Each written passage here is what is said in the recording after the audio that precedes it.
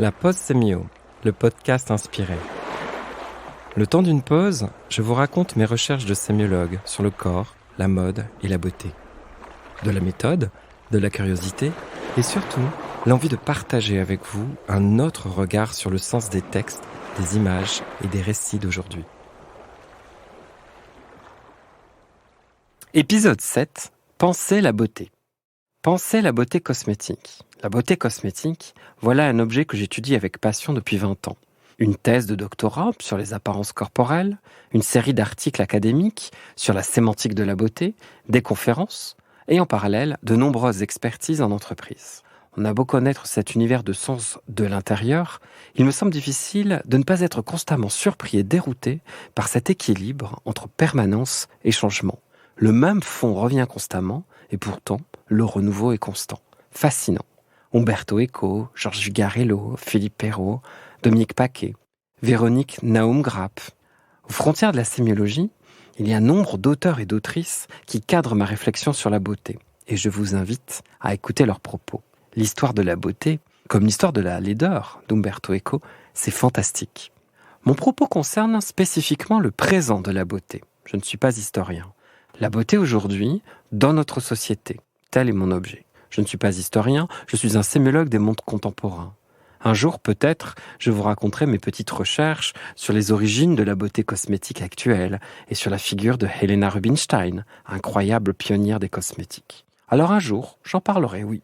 Après tout, Ferdinand de Saussure accordait beaucoup d'importance à la diachronie dans l'étude des systèmes de signes et de la vie active des langages.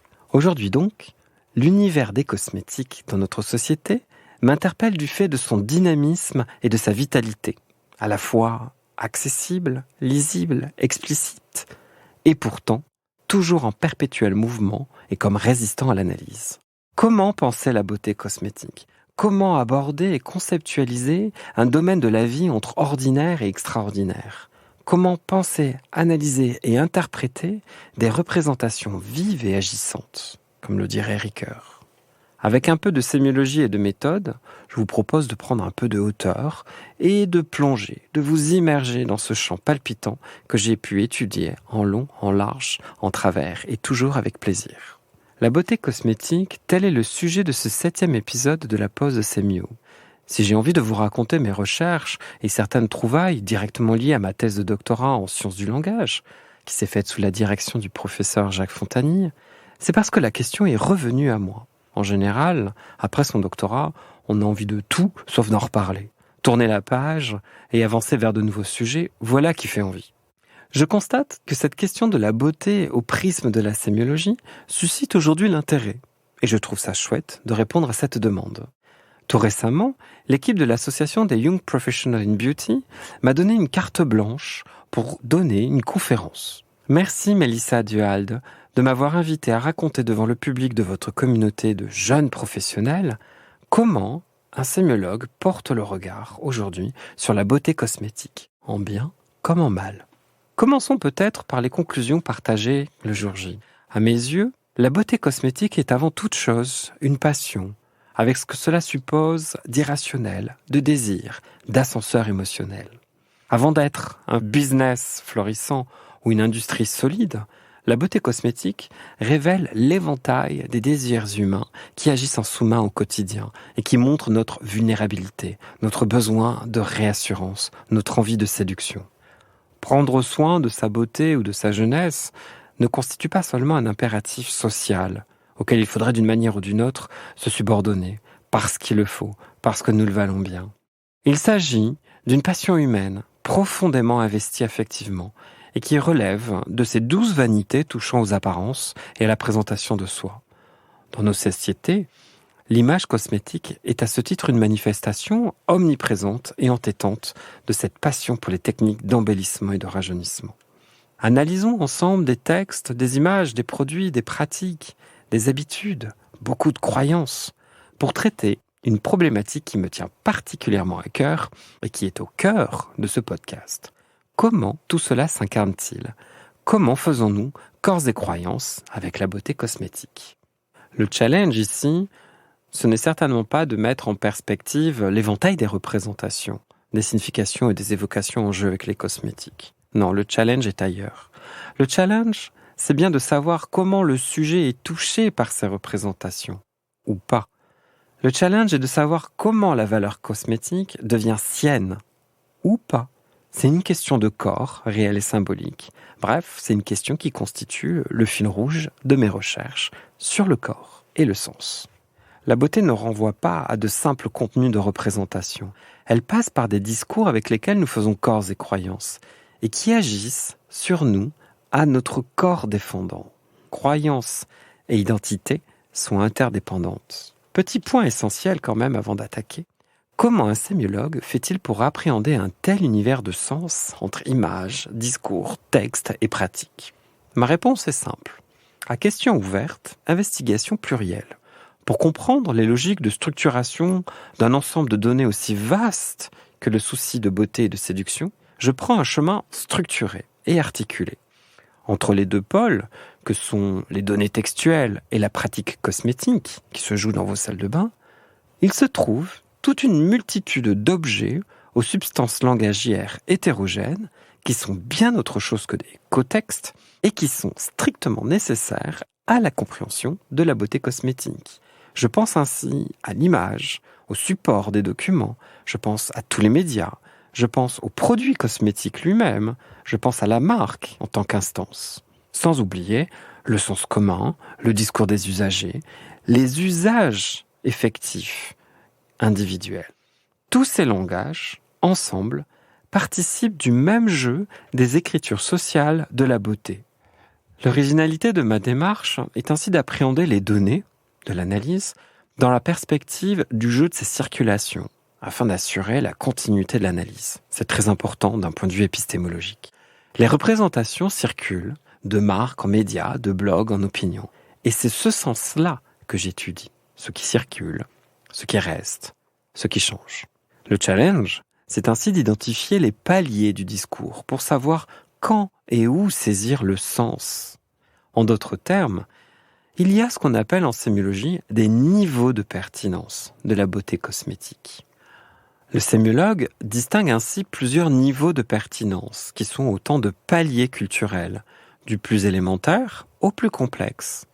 Il y a les signes, les textes, les objets, les scènes pratiques, les stratégies et les formes de vie. À partir de là, on peut analyser un domaine de la vie sociale. Pour mes recherches, j'ai questionné plusieurs paliers cosmétiques spécifiques. Je n'ai pas tout fait. J'ai étudié les textes et les images, premier palier. J'ai étudié les produits, le design, le packaging.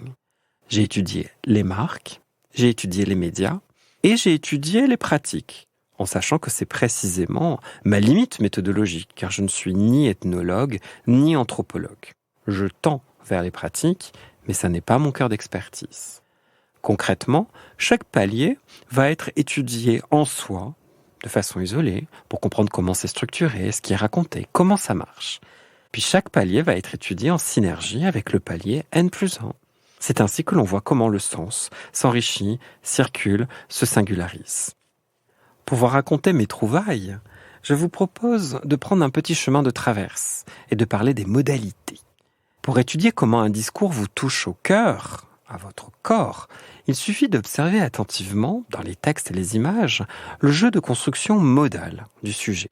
Est-ce que l'on dit que vous avez besoin, que vous avez le choix, que vous ne pouvez pas ne pas vouloir, que vous devez, que c'est votre devoir? C'est ça, les modalités. Si vous vous rappelez vos cours d'anglais, vous comprenez tout de suite de quoi il s'agit en linguistique. Les modalités, c'est plutôt technique, c'est assez subtil, mais vous allez voir, ça permet très vite de comprendre pourquoi la beauté cosmétique est une passion singulière, construite comme une double injonction proprement contradictoire et partiellement incomplète sur le plan modal. Première partie, devoir faire. Avant d'être une pratique sociale circonstanciée ou un business phénoménal, la beauté cosmétique est une passion sémiotique portée par le désir et affectant l'identité du sujet. Avez-vous déjà questionné l'idéal de beauté qui sous-tend cette passion? Moi, je l'ai étudié et j'ai posé 3 constats. Ainsi, l'analyse culturelle et médiatique permet d'identifier 3 saillances 3 caractéristiques de l'idéal de beauté qui irriguent et sous-tendent la beauté cosmétique. Premièrement, l'idéal de beauté participe d'une conception économique de la beauté, qui prône une action de contrôle, voire de figement du corps dans le temps.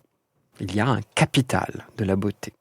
Deuxièmement, la beauté et ses attributs, la jeunesse comme la minceur, est construite comme une médiation sociale et constitue autant une fin en soi qu'un moyen d'agir et d'interagir socialement, notamment pour séduire.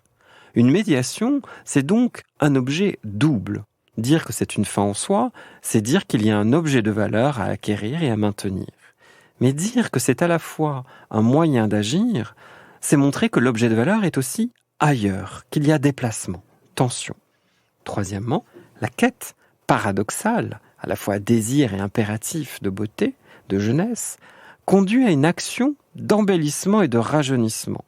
Action corporelle, continue, processuelle et proprement non finaliste. Si je traduis en langage courant, nous dirons que cet idéal de beauté est tout simplement impossible. Il est sans finalité.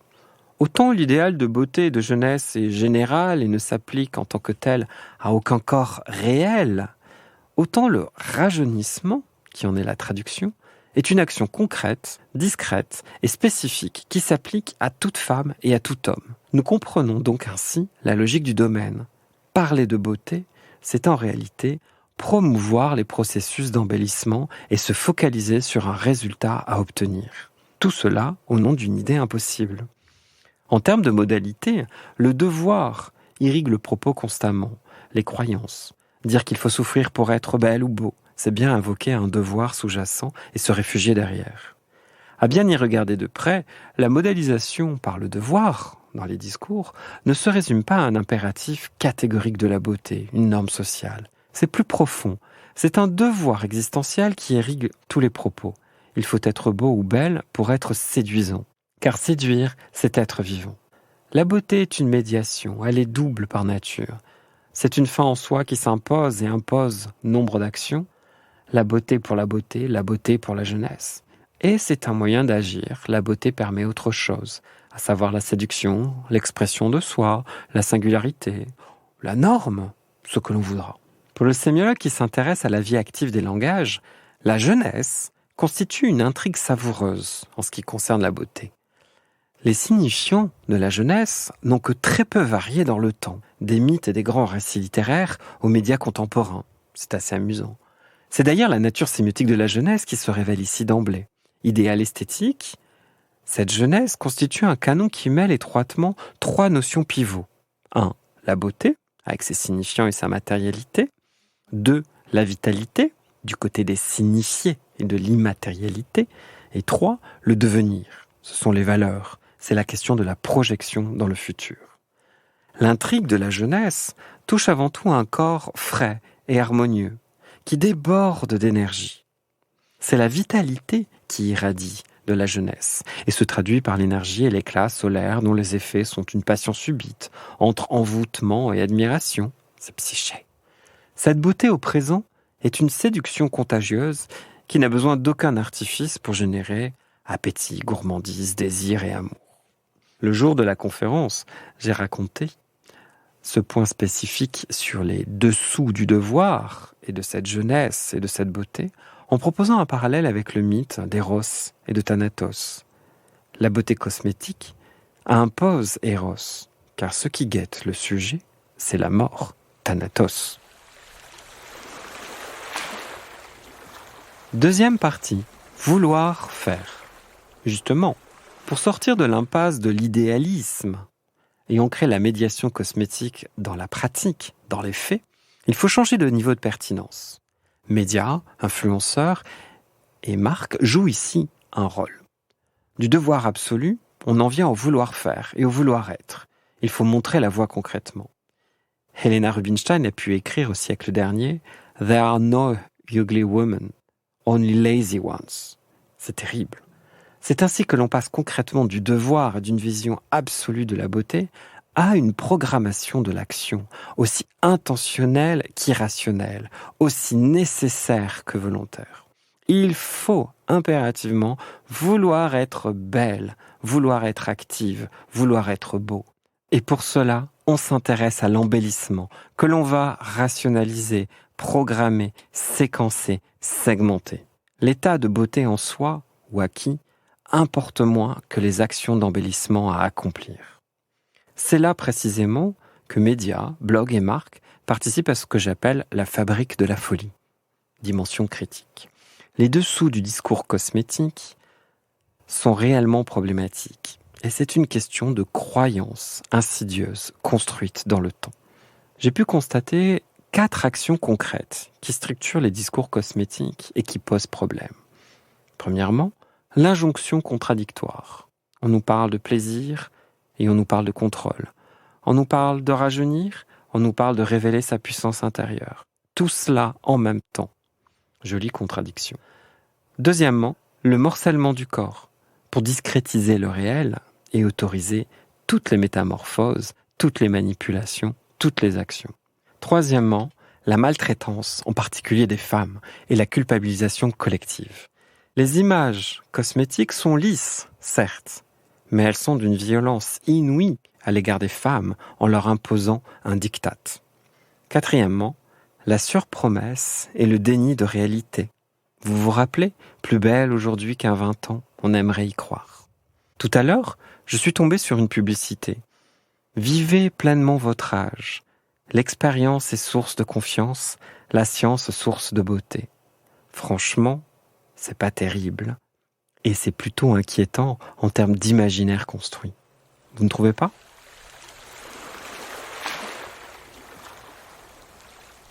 Troisième partie, pouvoir faire. Face à cet idéal de beauté, toute la question au fond est de savoir comment faire concrètement chaque jour. La question ordinaire n'est pas nouvelle. Seules les réponses peuvent l'être, constamment. L'enjeu, c'est de pouvoir faire, de savoir comment pouvoir faire. Et vous entendez ici le jeu de modélisation du sujet. C'est le rôle de la fabrique des désirs, qui passe par une approche pour le moins combative et par une rhétorique guerrière. Défendre, stimuler, réactiver, embellir, raviver, repulper, rehausser, révéler, lutter, métamorphoser. Avec la beauté cosmétique, qu'il s'agisse de soins comme de maquillage, je est un autre, comme disait Rimbaud. Je ne vaut que pour sa métamorphose. Il faut lutter pour agir contre le temps. Il faut lutter pour agir contre sa propre nature. Il faut surtout lutter avec les mots pour convaincre le sujet des modes d'action et des bons outils.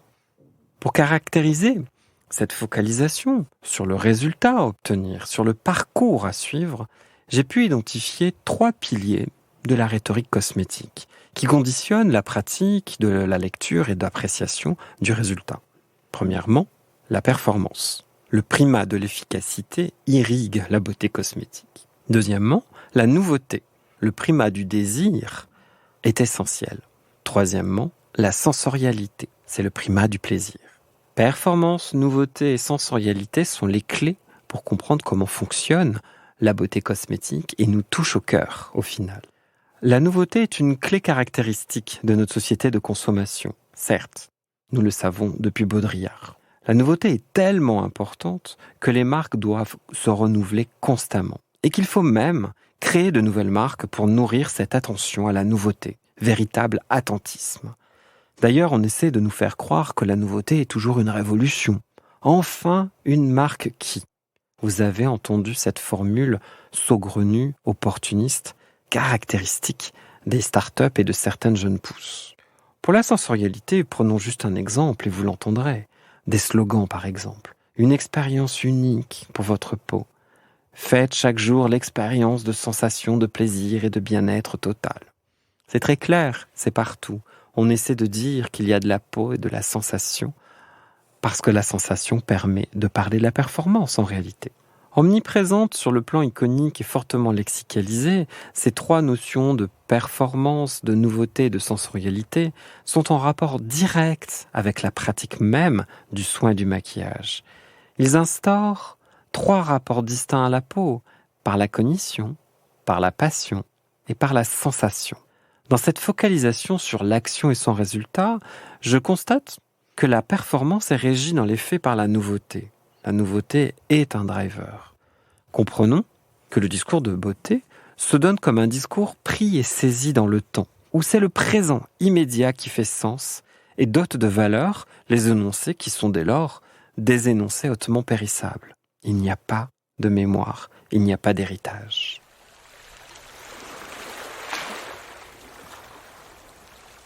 Conclusion. En guise de conclusion, j'aimerais vous parler de quelques questions essentielles qui se posent, à mon sens, avec ce parcours rétrospectif qui vous raconte assez simplement mes recherches doctorales. Je constate que les marques sont toutes en quête de légitimité, que c'est le fond du problème. Et les jeunes marques, les jeunes pousses, ne font qu'exacerber ce phénomène. Vous voulez des solutions, des savoirs, des certitudes? Les marques jouent un rôle, mais les dés sont pipés, car quel que soit leur sérieux et leur expertise, les marques sont commerciales. Côté médias, c'est assez étonnant. La presse féminine, si puissante et omnipotente il y a 20 ans, survit aujourd'hui comme elle peut. Simple relais de nouveautés. Peau de chagrin. Côté réseaux sociaux, et c'est la nouveauté, l'idéalisme se déploie. Les injonctions hallucinantes autorisent tout et son contraire. Ce n'est pas une libération de la beauté cosmétique, comme j'ai pu l'entendre, c'est plutôt le cœur de la beauté cosmétique qui est ici amplifié et démultiplié. On s'y perd un peu, et c'est tout le problème des réseaux sociaux. Et demain, je fais le vœu d'une beauté cosmétique plus sereine, qui fait redescendre d'un cran ses promesses, et qui change peut-être de paradigme. La beauté, ça fait du bien, et c'est déjà pas mal.